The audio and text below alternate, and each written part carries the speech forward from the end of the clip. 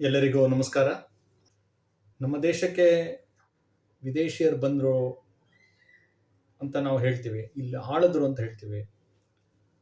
ಅದನ್ನು ಹೇಳ್ತಾ ಹೇಳ್ತಾ ನಾವು ಅವ್ರು ಯಾತಕ್ಕೆ ಬಂದಿರಬಹುದು, ಯಾತಕ್ಕೆ ಇಲ್ಲಿ ಅವರು ಆಳ್ವಿಕೆ ಮಾಡ್ಲಿಕ್ಕೆ ಸಾಧ್ಯವಾಯಿತು, ಈ ರೀತಿ ಅಂಶಗಳನ್ನ ನಾವು ನೋಡ್ತಾ ಹೋದಾಗ ಅನೇಕ ಬೆಳಕಿಗೆ ಬಂದಿಲ್ಲದೆ ಇರತಕ್ಕಂಥ ಸತ್ಯಗಳು ನಮಗೆ ತೆರ್ಕೊಳ್ತಾ ಹೋಗುತ್ತೆ. ಸಾಧಾರಣ 14ನೇ-15ನೇ ಶತಮಾನದಲ್ಲಿ ಯುರೋಪಿನ ಒಂದು ಸ್ಥಿತಿ ಹೇಗಿತ್ತು ಅಂತ ನಾವು ನೋಡಿದ್ರೆ ಅತ್ಯಂತ ಕೆಟ್ಟದಾದಂಥ ಸ್ಥಿತಿ ಇತ್ತು. ಯಾಕೆಂದರೆ ಆ ದೇಶದಲ್ಲಿ ಕೃಷಿ ಮಾಡಲು ಸೂಕ್ತವಾದಂಥ ಒಂದು ಭೂಮಿ ಇಲ್ಲ, ಪ್ರಾಕೃತಿಕ ಸಂಪತ್ತು ನ್ಯಾಚುರಲ್ ರಿಸೋರ್ಸಸ್ ತುಂಬ ಕಡಿಮೆ, ಯಾವುದೇ ಉದ್ಯೋಗಗಳಾಗಲಿ ಶಿಕ್ಷಣ ಇಲ್ಲ. ಆ ಸಂದರ್ಭದಲ್ಲಿ ಅಲ್ಲಿನ ಜನರ ಬಹುತೇಕ ಕಸುಬೆ ದರೋಡೆ, ಕಳ್ಳತನ, ಲೂಟಿ ಮಾಡೋದೇ ಆಗಿತ್ತು. ಹಾಗಾಗಿ ಅವರು ಒಂದು ಹಡಗನ್ನ ಕಟ್ಕೊಂಡು ಹೋಗೋದು, ಹತ್ತಿರದ ಯಾವುದೋ ಒಂದು ದೇಶಕ್ಕೆ ಒಂದು ದಾಳಿ ಮಾಡೋದು, ಒಂದು ಯಾವುದೋ ದ್ವೀಪ ಸಿಗತ್ತೆ ಅಲ್ಲಿಂದ ಸಂಪತ್ತನ್ನು ತರೋದು, ಈ ರೀತಿಯೇ ಒಂದು ರೀತಿ ಇಡೀ ದೇಶದ ಬಹುತೇಕ ಜನರ ಕಸುಬಾಗ್ಬಿಟ್ಟಿತ್ತು. ಅಂತಹ ಒಂದು ದುಸ್ಥಿತಿಯಲ್ಲಿದ್ದಿದ್ದು ಯುರೋಪ್. ಅಲ್ಲಿ ಸುಮಾರು 15ನೇ ಶತಮಾನ ಸಮಯದಲ್ಲಿ 2 ದೇಶಗಳು ತುಂಬ ಪ್ರಬಲವಾಗಿತ್ತು. ಒಂದು ಸ್ಪೇನ್, ಮತ್ತೊಂದು ಪೋರ್ಚುಗಲ್. ಇಂಗ್ಲೆಂಡ್ ಅಷ್ಟು ಪ್ರಬಲ ಇರಲಿಲ್ಲ, ಮುಂದೆ ಅದು ಪ್ರಾಬಲ್ಯಕ್ಕೆ ಬಂತದು. ಸ್ಪೇನ್ ಮತ್ತೆ ಪೋರ್ಚುಗಲ್ ಈ 2 ದೇಶಗಳು ನಿರಂತರವಾಗಿ ಕಚ್ಚಾಡ್ತಾ ಇದ್ವು. ಕಚ್ಚಾಟ ಯಾಕೆಂದ್ರೆ ಮತ್ತೆ ಇದೇ ರೀತಿನೇ ಏನೋ ಒಂದು ದರೋಡೆ, ಲೂಟಿ ಮಾಡ್ಕೊಂಡ್ ಬಂದಾಗ ಅದರ ಪಾಲು ಯಾರಿಗೆ ಎಷ್ಟಿರಬೇಕು ಅನ್ನೋದೇ ಅವರ ಒಂದು ಸದಾ ಜಗಳ, ಯುದ್ಧಗಳು ನಡೀತಾ ಇತ್ತು. ಇದು ಸರ್ವೇ ಸಾಮಾನ್ಯವಾದಂಥ ಸ್ಥಿತಿಯಾಗಿತ್ತು. ಆ ಸಮಯದಲ್ಲಿ ಒಂದ್ಸಲಿ ಹೀಗೆ ಇವರಿಬ್ಬರ ಮಧ್ಯ ಒಂದು ಕಲಹ ಬಂದು ಪೋಪ್ನ ಹತ್ರ ಹೋಗ್ತಾರೆ. ಪೋಪ್ ನೋಡಿ, ಈ ತರ ಒಂದು ಸ್ಥಿತಿಯನ್ನ ಧರ್ಮದ ಪ್ರಮುಖರಿಗೆ, ಧಾರ್ಮಿಕ ಪ್ರಮುಖರ ಹತ್ರ ಹೋಗುವಂಥದ್ದೇ ಒಂದು ಆಶ್ಚರ್ಯದ ಸ್ಥಿತಿ ನಮ್ಮಲ್ಲಿ. ಆದರೆ ಆಗ ಪೋಪ್ ಏನ್ ಮಾಡ್ತಾರೆ ಅಂದ್ರೆ, ನೋಡಿ ಜಗಳ ಆಡಬೇಡಿ, ನಿಮ್ಗೊಂದು ನಾನು ಪರಿಹಾರ ಕೊಡ್ತೀನಿ ಅಂತ ಹೇಳಿ ಒಂದು ಪರಿಹಾರವನ್ನು ಕೊಡ್ತಾರೆ. ಏನಂದ್ರೆ, ಇಡೀ ಜಗತ್ತಿನ 2 ಭಾಗವನ್ನಾಗಿ ಮಾಡ್ತೀನಿ. ಇವ್ರು ಯಾರು ಮಾಡಕ್ಕೆ ಮೊದಲನೇ ಪ್ರಶ್ನೆ ನಮಗೆ.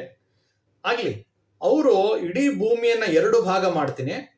ಒಂದು ಭಾಗದಲ್ಲಿ ನೀವು ಸ್ಪೇನ್ನವರು, ನೀವು ಹೋಗಿ ಅಲ್ಲಿ ನೀವೇನ್ ಬೇಕಾದ್ರೂ ಲೂಟಿ ಮಾಡಿ, ನೀವು ಸಂಪತ್ತನ್ನು ತಗೊಂಬನ್ನಿ. ಪಶ್ಚಿಮ ಭಾಗ, ಪೂರ್ವ ಪಶ್ಚಿಮ ಅಂತ 2 ಭಾಗ ಮಾಡ್ತಾರೆ. ಪಶ್ಚಿಮಕ್ಕೆ ಸ್ಪೇನ್ನವರು ಹೋಗಿ, ಪೂರ್ವಕ್ಕೆ ಪೋರ್ಚುಗಲ್ನವರು ಹೋಗಿ. ಜಗಳ ಆಡಬೇಡಿ, ನೀವು ಏನು ಸಂಪತ್ತು ತರ್ತೀರಾ ಅದರ 50% ನಿಮಗೆ ಕೊಡ್ತೀವಿ, ಮತ್ತೆ ನೀವು ಯಾವುದೋ ಒಂದು ಪ್ರದೇಶವನ್ನ ಗೆದ್ಕೊಂಡ್ಬಂದ್ರೆ ಅದರ ಒಂದು ನಾಯಕನಾಗಿ ಮಾಡ್ತೀವಿ ಅನ್ನುವ ಒಂದು ಭರವಸೆಯನ್ನು ಕೂಡ ಕೊಡ್ತಾರೆ. ಹಾಗಾಗಿ 15ನೇ ಶತಮಾನದ ಕಡೆಯ ಭಾಗದಲ್ಲಿ 2 ವ್ಯಕ್ತಿಗಳು ಹೊರಡ್ತಾರೆ. ಸ್ಪೇನ್ನಿಂದ ಹೊರಟಂತ ಕೊಲಂಬಸ್ ಅವನು ಪಶ್ಚಿಮದ ದಿಕ್ಕಿಗೆ ಹೋದ್ರೆ, ಪೋರ್ಚುಗಲ್ನಿಂದ ಹೊರಟಂತ ವಾಸ್ಕೋ ಡ ಗಾಮ ಅವನು ಪೂರ್ವಕ್ಕೆ ಬರ್ತಾನೆ. ಈ ಮೊದಲು ಕೊಲಂಬಸ್ ಅವನು ಪಶ್ಚಿಮದ ದಿಕ್ಕಿನಲ್ಲಿ ಹೋಗ್ತಾನೆ.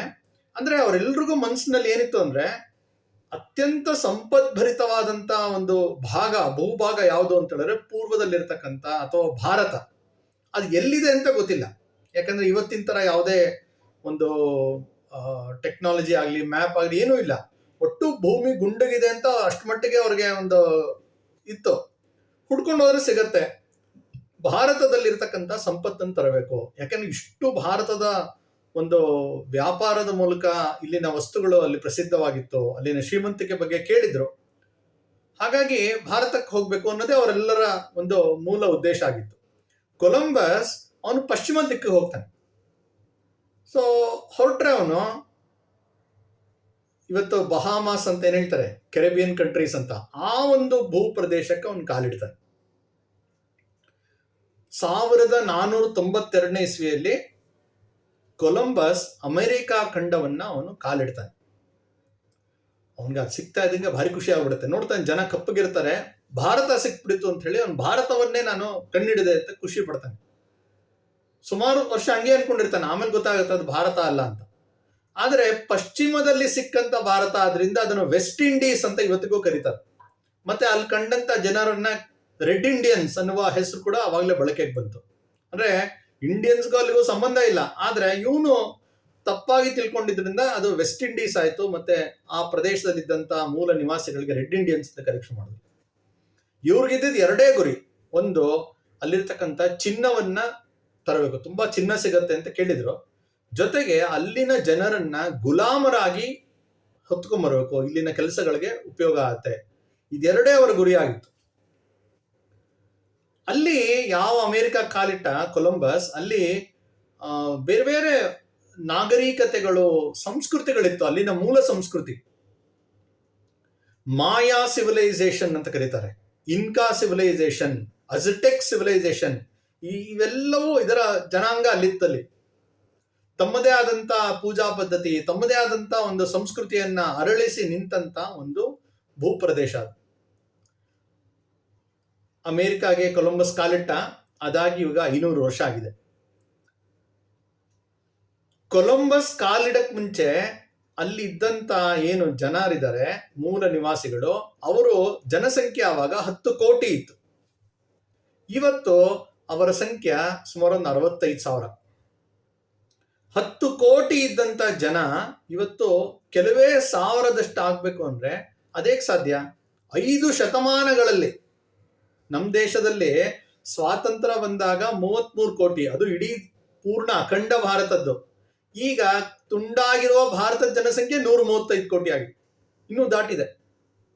ಅಂದ್ರೆ ಒಂದು ಜನಾಂಗ 500 ವರ್ಷಗಳ ನಂತರ ಇಷ್ಟು ಹೇಗೆ ಕುಸಿಲಿಕ್ಕೆ ಸಾಧ್ಯ ಅಂತ ಹೇಳಿದ್ರೆ, ಕೊಲಂಬಸ್ನ ಹಿಂದೆ ಹೋದಂತ ಸ್ಪೇನಿನ ಆರ್ಮಿ ಆ ಮುಗ್ಧ ಜನರ ನರಮೇಧ ಮಾಡ್ತಾರೆ. ಸಿಕ್ಕಲ್ಲಿ ಹೇಗೆ ಕೆಲವು ವರ್ಷದ ಮುಂಚೆ ಒಂದು ರೋಗ ಬಂತು ಅನ್ನೋ ಕಾರಣಕ್ಕೋಸ್ಕರ ರಾಯಚೂರು, ಬಳ್ಳಾರಿ, ದಾವಣಗೆರೆಗಳಲ್ಲಿ ರಸ್ತೆಯಲ್ಲಿ ಹಂದಿಗಳನ್ನ ಕೊಲ್ತಾ ಹೋದ್ರು, ಇದೇ ರೀತಿ ಜನರನ್ನ ನರಮೇಧ ಮಾಡ್ತಾರೆ. 10 ಕೋಟಿ ಜನರನ್ನ ಕೊಂದ್ಯಾರನ್ನ ಕಲ್ಪನೆ ಮಾಡ್ಕೊಳ್ಳಿ. ಇವತ್ತು ಭಾರತದ ಬಗ್ಗೆ ಅಮೆರಿಕ ಹ್ಯೂಮನ್ ರೈಟ್ಸ್ ಬಗ್ಗೆ ಬುದ್ಧಿ ಹೇಳಕ್ ಬರುತ್ತೆ. ಇಡೀ ಅಮೆರಿಕ ನಿರ್ಮಾಣ ಆಗಿರದೆ ಈ ರೀತಿಯ ಜನಾಂಗ ಹತ್ಯೆಯನ್ನ ಮಾಡಿ ಆ ಮೂಲ ನಿವಾಸಿಗಳನ್ನ ನಿರ್ನಾಮ ಮಾಡಿಬಿಟ್ಟಿದ್ದಾರೆ. ಇವತ್ತು ಇಡೀ ಅಮೆರಿಕ ಅಂದ್ರೆ ಏನು ಅಂತ ಹೇಳಿದ್ರೆ, ಯುರೋಪ್ನಿಂದ ಹೋದಂತ ಸ್ಪೇನ್, ಮತ್ತೆ ಬಂದಂತ ಡಚ್ಚರು, ಮತ್ತೆ ಬಂದಂತ ಜರ್ಮನ್ರು, ಮತ್ತೆ ಬಂದಂತ ಬ್ರಿಟಿಷರು. ಒಂದು ರೀತಿ ಅಮೆರಿಕ ಅಂದ್ರೆ ಯುರೋಪಿನ ಎಕ್ಸ್ಟೆನ್ಷನ್ ಅಷ್ಟೇ ಹೊತ್ತು ಅಲ್ಲಿನ ಮೂಲ ಜನ ಇಲ್ವೇ ಇಲ್ಲ. ಎಲ್ಲೋ ಊರಾಚೆ ಕಾಡು ಮೇಡುಗಳಲ್ಲಿ ಒಂದಷ್ಟು ಜನ ಉಳ್ಕೊಂಡಿರ್ಬೋದು. ಅಂದ್ರೆ ಕೇವಲ 5 ಶತಮಾನಗಳ ಮುಂಚೆ ಒಂದು ದೊಡ್ಡ ಸಂಸ್ಕೃತಿಯನ್ನೇ ಅವರು ನಾಶ ಮಾಡ್ತಾರೆ. ಹೇಗೆ ಕೊಲಂಬಸ್ ಆ ಕಡೆ ಹೋದ, ವಾಸ್ಕೋ ಡ ಗಾಮ ಅವನು ಪೂರ್ವದ ದಿಕ್ಕಿಗೆ ಬರ್ತಾನೆ. ನಮ್ಮೆಲ್ಲರ ಇತಿಹಾಸದ ಪುಸ್ತಕದಲ್ಲಿ ವಾಸ್ಕೋ ಡ ಗಾಮ ಅಂದ್ರೆ ಅತ್ಯಂತ ಮಹಾನ್ ಪುರುಷ ಅಂತ ಹೇಳ್ತೀವಿ. ಅವನು ಮೂಲತಃ ಒಬ್ಬ, ಆಗಲೇ ಹೇಳಿದಂತೆ, ಒಬ್ಬ ಒಂದು ರೀತಿ ಮಾಫಿಯಾ ಹೆಡ್. ಅವನಲ್ಲಿ ಎಲ್ಲ ಕಡೆ ಲೂಟಿ ಮಾಡ್ತಾ ಇರ್ತಾರೆ, ಅದರದೆಲ್ಲ ಅವ್ನು ನೋಡ್ಕೊಳ್ಳಿ, ಡಾನ್ ಇದ್ದಂಗ, ಅವನು ದರೋಡೆಕೋರ. ಅವನು ನಮ್ಮ ಪಠ್ಯ ಪುಸ್ತಕದಲ್ಲಿ ಹೇಗೆ ಬಿಂಬಿಸ್ತಾರೆ, ಅವನು ಹಿ ಡಿಸ್ಕವರ್ಡ್ ಇಂಡಿಯಾ, ವಾಸ್ಕೋ ಡ ಗಾಮ ಡಿಸ್ಕವರ್ಡ್ ಇಂಡಿಯಾ ಅಂತ. ಅಂದ್ರೆ ಏನು, ಭಾರತ ಮುಂಚೆ ಇರಲೇ ಇಲ್ವಾ? ಎಂತ ಮೂರ್ಖತನದ ಮಾತು. ಅವನು ಮುಂಚೆ ಸಾವಿರ ವರ್ಷದಿಂದ ಇಲ್ಲಿ ಸಂಸ್ಕೃತಿ ಸಮಾಜ ಅರಳಿ ನಿಂತಿದೆ. ಅದಕ್ಕೆ ಕೆಲವರು ಸಮಜಾಯಿಷಿ ಕೊಡ್ತಾರೆ, ಇಲ್ಲ, ಹಿ ಡಿಸ್ಕವರ್ಡ್ ದಿ ಸೀ ರೂಟ್ ಅಂತ, ಸಮುದ್ರ ಮಾರ್ಗವನ್ನು ಕಂಡಿಡಿದ ವಾಸ್ಕೋ ಡ ಗಾಮ ಅಂತ. ಅದು ಕೂಡ ಅರ್ಧ ಸತ್ಯ. ಯಾಕೆಂದ್ರೆ ಅವ್ರಿಗೆ ನಾವು ಇದಲ್ಲಿ ನೋಡ್ಬೋದು, ಭೂಪಟದಲ್ಲಿ ಪೋರ್ಚುಗಲ್ನಿಂದ ಅವರು ಸೀದಾ ಕೆಳಗೆ ಬಂದ್ರೆ, ಆಫ್ರಿಕಾನ ಪಶ್ಚಿಮ ಭಾಗದಲ್ಲಿ ಕೆಳಗೆ ಬಂದ್ರೆ ಆಫ್ರಿಕಾದ ತುದಿ ಕೇಪ್ ಆಫ್ ಗುಡ್ ಹೋಪ್ ಅಂತ, ಅಲ್ಲಿ ತನಕ ಒಂದು ಸಮುದ್ರ ಮಾರ್ಗವನ್ನ ಈಗಾಗಲೇ ಮುಂಚೆ ಕಂಡುಹಿಡಿದಿರ್ತಾರೆ. ಸೊ ಆ ದಾರಿಯಲ್ಲಿ ಬರ್ತಾನೆ ಅವನು. ಆದ್ರೆ ಅಲ್ಲಿಂದ ಮುಂದಕ್ಕೆ ಹೋಗಿ ಗೊತ್ತಿರಲ್ಲ ಅವನಿಗೆ. ಅವನು ಕೇಪ್ ಆಫ್ ಗುಡ್ ಹೋಪ್ ಬಂದಾಗ ಅಲ್ಲಿ ಒಂದು ಆಶ್ಚರ್ಯ ಆಗತ್ತೆ. ಅಲ್ಲಿ ತನಕ ಅನ್ಕೊಂಡಿರ್ತಾರೆ ಯುರೋಪ್ನವರು, ನಮ್ಗೆ ಸಮುದ್ರಯಾನದಲ್ಲಿ ನಾವು ತುಂಬಾ ಪ್ರವೀಣರು, ಹಾಗಾಗಿ ನಮ್ಗೆ ಎಲ್ಲಾ ಒಂದು ಆಧುನಿಕ ಹಡಗುಗಳ ನಿರ್ಮಾಣ ಇದೆಲ್ಲ ನಮ್ಮಷ್ಟು ಚೆನ್ನಾಗಿ ಯಾರು ಮಾಡಕ್ ಸಾಧ್ಯ ಇಲ್ಲ, ನಮ್ಮಷ್ಟು ದೊಡ್ಡ ಹಡಗುಗಳು ಯಾರ ಹತ್ರನೂ ಇಲ್ಲ ಅನ್ನುವ ಭ್ರಮೆಯಲ್ಲಿ ಇರ್ತಾರೆ. ಆದ್ರೆ ಅಲ್ಲಿ ಬಂದು ನೋಡ್ತಾನೆ, ನೂರಾರು ದೊಡ್ಡ ದೊಡ್ಡ ಹಡಗುಗಳು ನಿಂತಿರೋದು ನೋಡ್ತಾನೆ ಆ ತೀರದಲ್ಲಿ. ಆಶ್ಚರ್ಯ ಆಗತ್ತೆ, ಎಲ್ಲಿದ್ದು ಅಂತ ಕೇಳಿದ್ರೆ ಅವರೆಲ್ಲ ಹೇಳ್ತಾರೆ ನಾವು ಭಾರತದಿಂದ ಬಂದಂತ ವ್ಯಾಪಾರಿಗಳು ಅಂತ.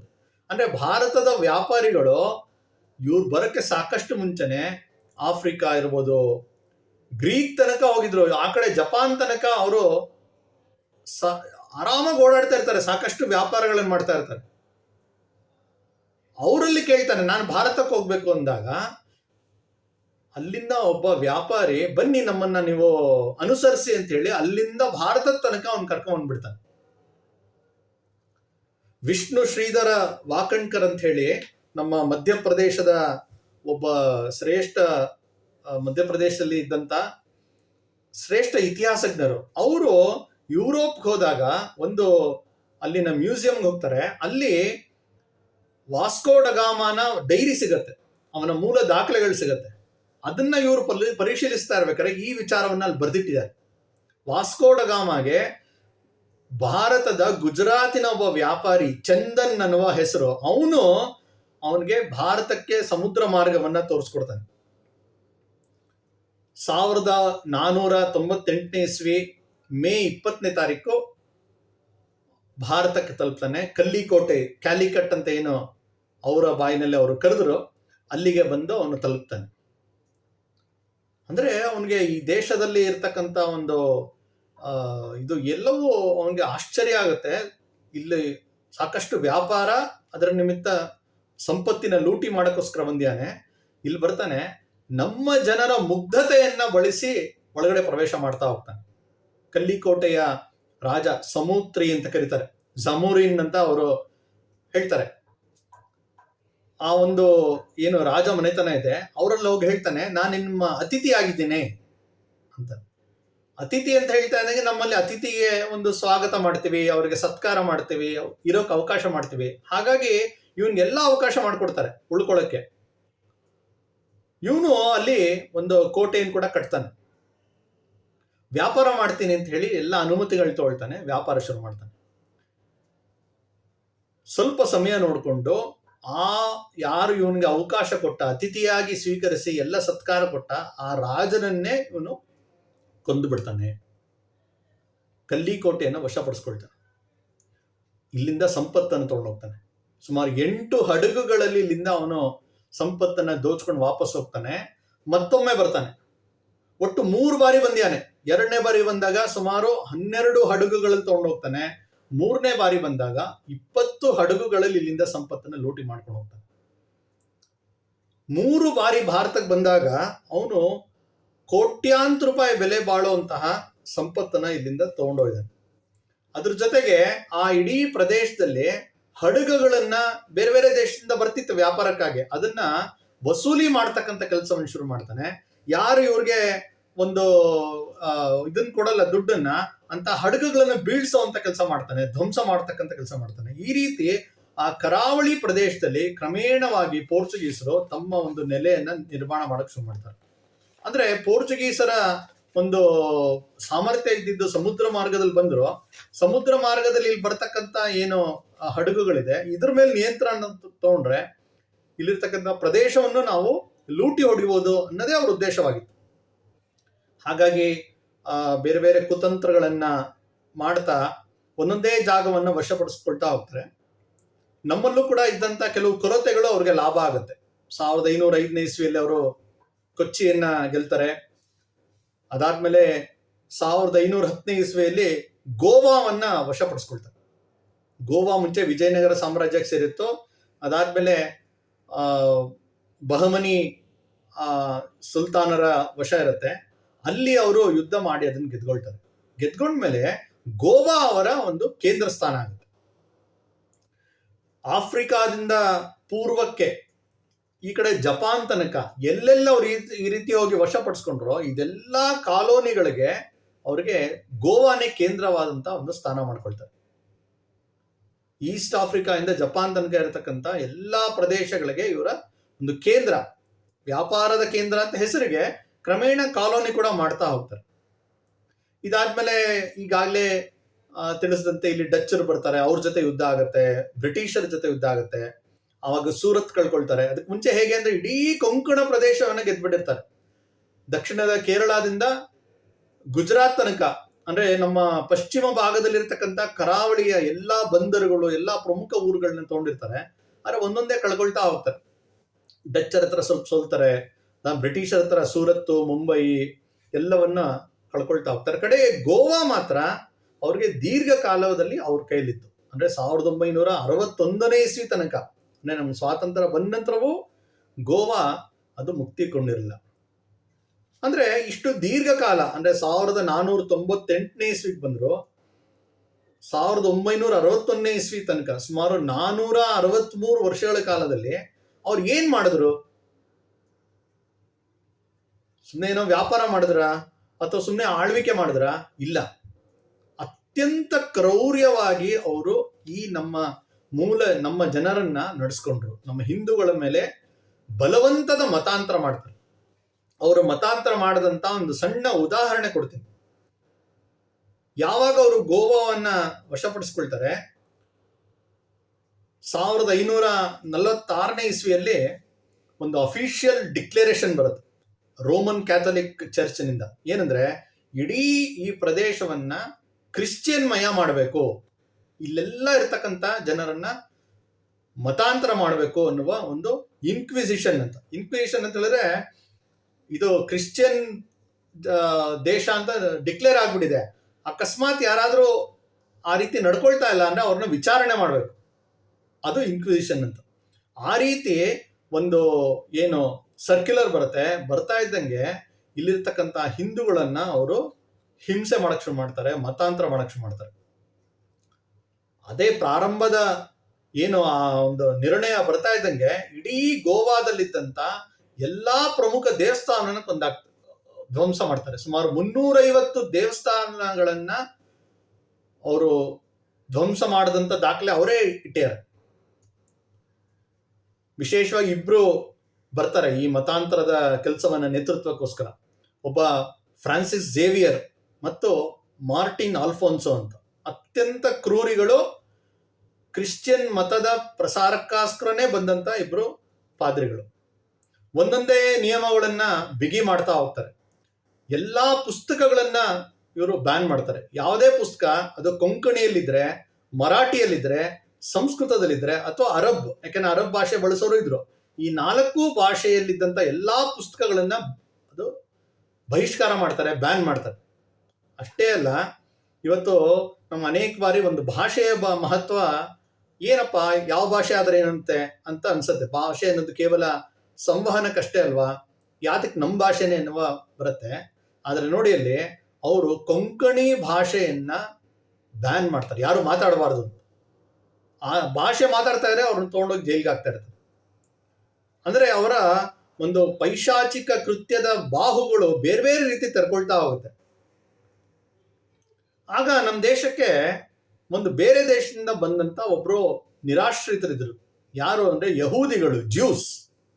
ಇಸ್ರೇಲಿನಿಂದ ಅವ್ರನ್ನ ಹೊಡೆದೋಡಿಸ್ಬಿಟ್ಟಿರ್ತಾರೆ. ಇಡೀ ಜಗತ್ತಿನ ಒಂದು ಕಾಲ್ಚೆಂಡಾಗಿರ್ತಾರೆ. 98 ದೇಶಗಳಲ್ಲಿ ಅವರು ಆಶ್ರಯ ಪಡೆದಿರ್ತಾರೆ.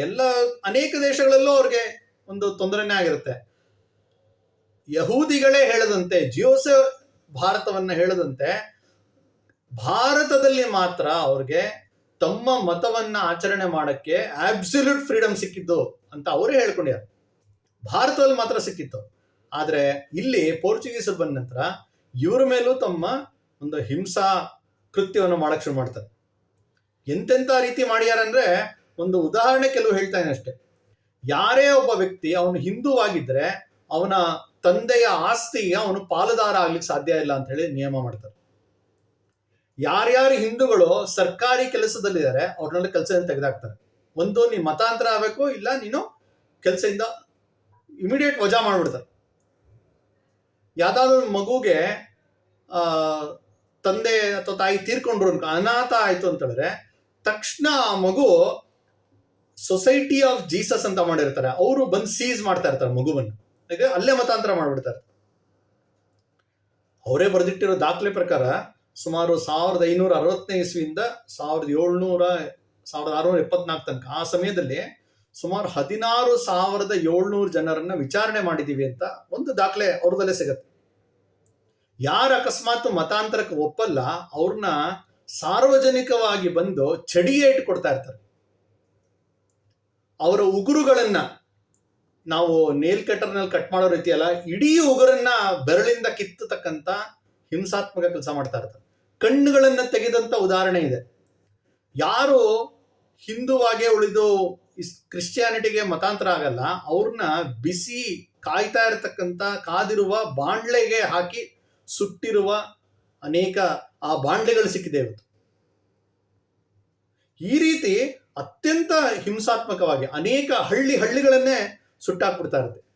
ಅಲ್ಲಿ ಯಾರು ಹೆಣ್ಮಕ್ಳಿರ್ತಾರೆ ಮತ್ತೆ ಮಕ್ಳಿರ್ತಾರೆ ಅವ್ರನ್ನ ಮಾತ್ರ ಸೆರೆ ಹಿಡಿದು ಅವ್ರನ್ನ ಸ್ಲೇವ್ಸ್ ಆಗಿ ಮಾಡ್ಕೊಂಡು ತೊಗೊಂಡೋಗ್ತಾ ಇರ್ತಾರೆ. ಒಂದ್ ಕಡೆ ಅಂತೂ ಒಂದು ದಾಖಲೆ ಇದೆ, ತಂದೆ ತಾಯಿಯ ಮುಂದೆ ಅವರ ಮಕ್ಕಳನ್ನ ಸುಮಾರು 4,000 ಜನ ಮಕ್ಕಳನ್ನ ಜೀವಂತವಾಗಿ ದಹನ ಮಾಡ್ತಾರೆ. ಇದೆಲ್ಲ ಯಾಕೆ ಅಂದ್ರೆ ನೀವು ಕ್ರಿಶ್ಚಿಯಾನಿಟಿ ಆಗ್ಬೇಕು. ನಾವು ಔರಂಗಜೇಬನ ಕಾಲದಲ್ಲಿ ಕೇಳ್ತೀವಿ, ಅವನು ಹಿಂದೂಗಳಿಗೆ ತಲೆಗಂದಾಯವನ್ನ ಹಾಕ್ತಾನೆ, ಜಜಿಯಾ ಟ್ಯಾಕ್ಸ್ ಹಾಕ್ತಾನೆ. ಯಾರು ಹಿಂದೂ ಆಗಿರ್ತಾರೋ ಅವ್ರು ಟ್ಯಾಕ್ಸ್ ಕಟ್ಟಬೇಕು, ಯಾಕೆ ನೀವು ಹಿಂದೂ ಆಗಿದ್ದೀರಾ ಅಂತ. ಅದೇ ರೀತಿ ಟ್ಯಾಕ್ಸ್ ಅನ್ನ ಝೆಂಡಿ ಟ್ಯಾಕ್ಸ್ ಅಂತೇಳಿ ಇವ್ರು ತರ್ತಾರೆ. ಯಾರ್ಯಾರು ಕ್ರಿಶ್ಚಿಯನ್ ಆಗಿದ್ದಾರೆ ಅವರು ಟ್ಯಾಕ್ಸ್ ಕಟ್ಟೋಂಗಿಲ್ಲ. ಯಾರ್ಯಾರು ಇನ್ನೂ ಹಿಂದೂ ಹೆಸರಿಟ್ಕೊಂಡಿದ್ದಾರೆ, ಹಿಂದೂ ಆಚರಣೆ ಮಾಡ್ತಾ ಇದ್ದಾರೆ ಅಥವಾ ಹಿಂದೂ ಆಗಿ ಉಳಿದಿದ್ದಾರೆ ಅವರು ಟ್ಯಾಕ್ಸ್ ಕಟ್ಟಬೇಕು ಅಂತ. ಅಂದ್ರೆ ಈ ರೀತಿ ಮಾಡ್ತಾರೆ. ಹಾಗಾಗಿ ಸಾಕಷ್ಟು ಜನ ಪ್ರಮಾಣ ಅಲ್ಲಿ ಮತಾಂತರ ಆಗ್ತಾ ಹೋಗ್ತಾರೆ. ಒಂದು ದಾಖಲೆ ಪ್ರಕಾರ ಸುಮಾರು 17ನೇ ಶತಮಾನ ಬರೋಷ್ಟೊತ್ತಿಗೆ ಗೋವಾದಲ್ಲಿ ಜನಸಂಖ್ಯೆ 2.5 ಲಕ್ಷ ಇತ್ತು. ಆ 2.5 ಲಕ್ಷ ಪೈಕಿ ಹಿಂದೂಗಳು 20,000 ಜನ ಇದ್ರು. ಈ ಪ್ರಮಾಣದಲ್ಲಿ ಮತಾಂತರ ಮಾಡಿರ್ತಾರೆ ಅಥವಾ ಅಲ್ಲಿಂದ ಜನ ವಲಸೆ ಹೋಗಿರ್ತಾರೆ. ನಾವು ಸಾರಸ್ವತರು ಅಂತ ಕೇಳ್ತೀವಿ, ಅವರು ಪ್ರಾರಂಭದಲ್ಲಿ ಸರಸ್ವತಿ ನದಿ ತೀರದಲ್ಲಿದ್ರು, ಅಲ್ಲಿಂದ ಬೇರೆ ಬೇರೆ ಕಡೆ ಹರಿದು ಹಂಚೋಗಿ ಗೋವಾದಲ್ಲಿ ವಾಸವಾಗಿರ್ತಾರೆ. ಈ ಒಂದು ಪೋರ್ಚುಗೀಸರ ಹಿಂಸೆಯನ್ನು ತಡಿಲಾರದೆ ಅವರು ಕರ್ನಾಟಕದೆಡೆಗೆ ಬರ್ತಾರೆ. ಹಾಗಾಗಿ ಕೊಂಕಣಿ ಭಾಷಿಕರ ಒಂದು ವಲಸೆ ಕರ್ನಾಟಕದ ಕರಾವಳಿ ಪ್ರದೇಶದಲ್ಲಿ ದೊಡ್ಡ ಪ್ರಮಾಣದಲ್ಲಿ ಅದೇ ಸಮಯದಲ್ಲೇ ಆಗಿತ್ತು, ಪೋರ್ಚುಗೀಸರ ಸಮಯದಲ್ಲಿ.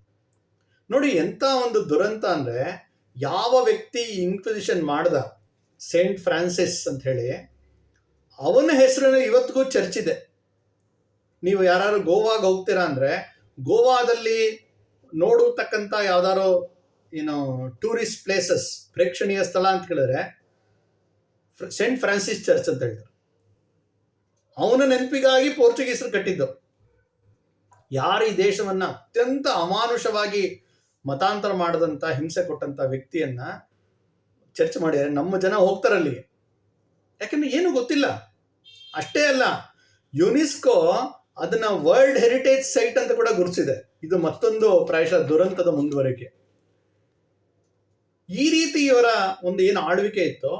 ಹಾಗಾದ್ರೆ ನಮ್ಮ ಏನು ರಾಜರಿದ್ದರು ಅಥವಾ ನಮ್ಮ ಆಗಿನ ಕಾಲದಲ್ಲಿ ಇದ್ದಂತ ಜನ ಯಾವ ರೀತಿ ಅದನ್ನ ಸಹಿಸ್ಕೊಂಡಿದ್ರು ಅಂದ್ರೆ, ಅದನ್ನ ಸುಮ್ಮನೆ ಸಹಿಸ್ಕೊಳ್ಳಿಲ್ಲ. ಅವ್ರಿಗೆ ಅತ್ಯಂತ ಪ್ರಬಲವಾದಂತ ಪ್ರತಿರೋಧವನ್ನ ಕೊಡ್ತಾ ಬಂದ್ರು. ಅದರಲ್ಲಿ 3-4 ಉದಾಹರಣೆ ಮಾತ್ರ ನಾನು ಇವತ್ತು ಹಂಚ್ಕೊಳ್ಳೋಕೆ ಪ್ರಯತ್ನ ಮಾಡ್ತೇನೆ. ಕೇರಳದಲ್ಲಿ ಪ್ರಾರಂಭದಲ್ಲೇ ಅವರು ಬರ್ತಾರೆ. ಏನು ಆ ಕಲ್ಲಿಕೋಟೆ, ಕೋಝಿಕೋಡ್ ಅಂತ ಕರೀತಾರಲ್ಲ, ಆ ಪ್ರದೇಶದಲ್ಲಿ ಇದ್ದಂತ ಅಲ್ಲಿ ಯುದ್ಧ ನಡೀತಾನೆ ಇರುತ್ತೆ. ಇವರು ಮತ್ತೆ ಮಾಡ್ತಾ ಇರ್ತಾರೆ, ಕೆಲವು ಸಲ ಸೋರ್ತಾರೆ, ಗೆಲ್ತಾರೆ, ಹೀಗೆ ಅಲ್ಲಿ ನಡೀತಾನೆ ಇರುತ್ತೆ ಯುದ್ಧ. ಆ ಸಮಯದಲ್ಲಿ ಆ ಸಮೂತ್ರಿ ಅಂತ ಏನು ಸಮೂತಿರಿ ಅಂತ ಇದೆ ಆ ಒಂದು ರಾಜಮನೆತನ, ಅದರ ರಾಜ ಏನ್ ಮಾಡ್ತಾನೆ ಅಂದ್ರೆ, ಈ ಸಮುದ್ರಯಾನದಲ್ಲಿ ಇವ್ರ ಶಕ್ತಿ ಇದೆ ಪೋರ್ಚುಗೀಸ್, ಹಾಗಾಗಿ ಅವ್ರನ್ನ ಎದುರಿಸೋಕ್ಕೋಸ್ಕರ ಸಮರ್ಥವಾದಂತ ವ್ಯಕ್ತಿ ಬೇಕು ಅಂತ ಹೇಳಿ ಒಬ್ಬ ಇರ್ತಾನೆ, ಒಬ್ಬ ಕುಟ್ಟಿ ಅಹಮದ್ ಅಲಿ ಅಂದ್ಬಿಟ್ಟು, ಅವನ್ಗೆ ಇಡೀ ಆ ಒಂದು ನೌಕಾ ಹೋರಾಟದ ನೇತೃತ್ವವನ್ನು ಕೊಡ್ತಾರೆ. ಅವನ್ನೇ ಸೇನಾಧಿಪತಿ ಅಂತ ಹೇಳಿ ಅವನ್ಗೆ ಒಂದು ಬಿರುದಾಂಕಿತ ಮಾಡ್ತಾರೆ. ಕುಂಜಲಿ ಮರಕ್ಕರ್ ಅಂತ ಅವನೊಂದು ಬಿರುದು ಕೊಡ್ತಾರೆ. ಅವನ್ಗೆ ಹೇಳ್ತಾರೆ, ನೀನು ಇಡೀ ಈ ಪ್ರದೇಶವನ್ನ ರಕ್ಷಣೆ ಮಾಡತಕ್ಕಂಥ ಜವಾಬ್ದಾರಿ ಅಂತೇಳಿ ಅವನಿಗೆ ಸೇನಾಧಿಪತಿತ್ವ ಕೊಡ್ತಾರೆ. ಆತ 1520ನೇ ಇಸ್ವಿಯಿಂದ ಅವನು ಆ ನಿರ್ಧಾರ, ಆ ಒಂದು ಜವಾಬ್ದಾರಿ ಸ್ವೀಕಾರ ಮಾಡಿದ್ಮೇಲೆ ಅವನು ಪೋರ್ಚುಗೀಸರಿಗೆ ನಿರಂತರ ಒಂದು ಪ್ರತಿರೋಧ ಮಾಡ್ತಾ ಹೋಗ್ತಾನೆ. ಸುಮಾರು 80 ವರ್ಷಗಳ ಕಾಲ ಅವನ ಅವನ ನಂತರ ಅವ್ರ ಮಗ, ಅವನ ಮೊಮ್ಮಗ, ಒಂದು 4 ಪೀಳಿಗೆ ಎಲ್ಲರಿಗೂ ಅದೇ ಒಂದು ಬಿರುದಿರುತ್ತೆ, ಕುಂಜಲಿ ಮರಕ್ಕರ್ ಅಂತ. ಅವರು ಪೋರ್ಚುಗೀಸರಿಗೆ ಅತ್ಯಂತ ಪ್ರಬಲವಾದಂತ ಪ್ರತಿರೋಧವನ್ನು ಕೊಡ್ತಾ 80 ವರ್ಷಗಳ ಕಾಲ ಆ ಪ್ರದೇಶವನ್ನ ಪರಕೀಯರಿಂದ ರಕ್ಷಣೆ ಮಾಡಕ್ ಪ್ರಯತ್ನ ಮಾಡ್ತಾರೆ. ಅಂದ್ರೆ ಬೇರೆ ಕಡೆ ಆದಂತೆ ಅತ್ಯಂತ ಸುಲಭವಾದ ಒಂದು ಏನು ಕೇಕ್ ವಾಕ್ ಅಂತಾರಲ್ಲ, ಆ ರೀತಿ ಆಗಿರಲಿಲ್ಲ. ಹೆಜ್ಜೆ ಹೆಜ್ಜೆಗೆ ನಮ್ಮ ಜನ ಅವ್ರಿಗೆ ಪ್ರತಿರೋಧ ಕೊಡ್ತಾ ಹೋಗ್ತಾರೆ. ಇನ್ನ ಕರ್ನಾಟಕದಲ್ಲಿ ಅದೇ ಸಮಯದಲ್ಲಿ ಇದ್ದಂತ ಮತ್ತೊಬ್ಬಳ ಬಗ್ಗೆ ಹೇಳಲೇಬೇಕು. ಆಕೆಯೇ ಚೆನ್ನಭೈರಾದೇವಿ. ನಮಗೆ ಝಾನ್ಸಿ ರಾಣಿ ಗೊತ್ತು, ಕಿತ್ತೂರು ರಾಣಿ ಗೊತ್ತು, ಆದರೆ ಚೆನ್ನಭೈರಾದೇವಿ ದುರದೃಷ್ಟದಿಂದ ಅನೇಕರು ಗೊತ್ತೇ ಇಲ್ಲ. ಆಕೆ ಗೇರುಸೊಪ್ಪ, ಅಲ್ಲಿನ ನಗಿರೆ ಅದರ ಕೇಂದ್ರವಾಗಿಟ್ಕೊಂಡು ಅವಳು ರಾಣಿ ಆಗ್ತಾಳೆ. 1552 ಇಸ್ವಿಯಲ್ಲಿ ಶರಾವತಿ ನದಿ ತೀರದ ಆ ಪ್ರದೇಶಕ್ಕೆ ಅವಳು ರಾಣಿ ಆಗ್ತಾಳೆ.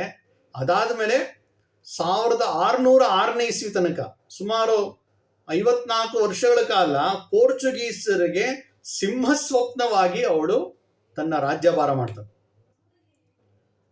ವಿಜಯನಗರದ ಸಾಳುವ ವಂಶಕ್ಕೆ ಸೇರಿದಂತ ಆಕೆ ಅವಳು ಯಾವ ರೀತಿ ಒಂದು ರಕ್ಷಣೆ ಮಾಡ್ತಾಳೆ ಅಂತಂದ್ರೆ ಇವತ್ತಿಗೂ ಅದರ ಕೇಳಿದ್ರೆ ಮೈ ರೋಮಾಂಚನ ಆಗುತ್ತೆ.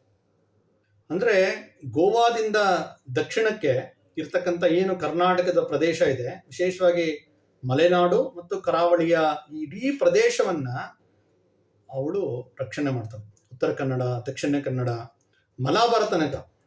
ಅಂದ್ರೆ ಈ ಕರಾವಳಿ ಪ್ರದೇಶದಲ್ಲಿ ಬರತಕ್ಕಂಥ ಬಂದರುಗಳು, ಅಂದ್ರೆ ಸಮುದ್ರ ತೀರದ ಏನು ಪ್ರಮುಖ ಪ್ರದೇಶವನ್ನ ಅವರು ವಶಪಡಿಸ್ಕೊಳ್ಳೋಕೆ ಪ್ರಯತ್ನ ಮಾಡ್ತಾರೆ, ಅದನ್ನೆಲ್ಲ ಈಕೆ ನಿಯಂತ್ರಣಕ್ಕೆ ತಗೊಳ್ತಾರೆ. ಅದು ಭಟ್ಕಳ ಇರ್ಬೋದು, ಹೊನ್ನಾವರ, ಬೈಂದೂರು, ಅಂಕೋಲ, ಈ ಎಲ್ಲಾ ಪ್ರದೇಶದಲ್ಲಿ ಅವಳು ವಶಪಡಿಸ್ಕೊಳ್ತಾಳೆ. ಪೋರ್ಚುಗೀಸರಿಗೆ ನಿರಂತರವಾಗಿ ಅವಳು ಅಡೆತಡೆಯನ್ನು ಕೊಡ್ತಾ ಹೋಗ್ತಾರೆ. ಅಂದ್ರೆ ಅವರು ವ್ಯಾಪಾರ ಮಾಡಕ್ ಬೇಕಾದಂತ ಏನೇ ಒಂದು ಇದರಲ್ಲಿ ಇವ್ರ ಮೂಲಕ ಹೋಗ್ಬೇಕು, ಆ ರೀತಿಯ ಒಂದು ಸ್ಥಿತಿಯನ್ನ ತಂದು ನಿರ್ಮಾಣ ಮಾಡ್ತಾರೆ. ಅರೇಬಿಯಾದಿಂದ ಏನ್ ತರಿಸ್ಬೇಕೋ, ಏನ್ ಬರ್ತಿತ್ತೋ ಅದನ್ನ ಇವಳು ತಗೊಳ್ತಾ ಇರ್ತಾರೆ. ವಿಶೇಷವಾಗಿ ಅರೇಬಿಯಾದಿಂದ ಕುದುರೆಗಳು ಮತ್ತು ಶಸ್ತ್ರಾಸ್ತ್ರಗಳು ಇವೆರಡನ್ನೂ ಆಕೆ ಆಮದು ಮಾಡ್ತಾ ಇರ್ತಾಳೆ.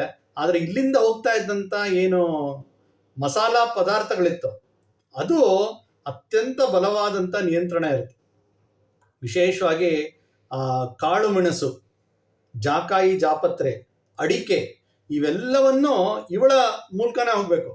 ಅದಕ್ಕೆ ಅವ್ರ ಪೋರ್ಚುಗೀಸರೊಳಗೆ ಕಾಳು ಮೆಣಸಿನ ರಾಣಿ, ಕರಿ ಮೆಣಸಿನ ರಾಣಿ ಅಂತಾನೆ ಕೂಡ ಕರೆದಿದ್ದಾರೆ. ಅಂದ್ರೆ ತುಂಬಾ ದೊಡ್ಡ ಬಿರುದು ಅಂತಲ್ಲ, ಆದ್ರೆ ಆ ಒಂದು ವ್ಯಾಪಾರಕ್ಕೆ ಇವಳು ಇಷ್ಟು ನಿಯಂತ್ರಣ ಇಟ್ಟಿದ್ಲು ಅನ್ನೋದನ್ನ ಅದು ತೋರಿಸುತ್ತೆ. 2 ಪ್ರಮುಖ ಯುದ್ಧ ನಡೆಯುತ್ತೆ 1559 ಮತ್ತು 1570 ಇಸ್ವಿಲಿ. ಅತ್ಯಂತ ಚಾಣಾಕ್ಷತನದಿಂದ ಉತ್ತಮ ಯುದ್ಧ ನೀತಿಯನ್ನ ಬಳಸಿ ಆಕೆ ಯಾವ ರೀತಿ ಯುದ್ಧ ಮಾಡ್ತಾಳೆ ಅಂದ್ರೆ ಅವರು ಪೋರ್ಚುಗೀಸರು ಹೆದರು ಬಿಡ್ತಾರೆ.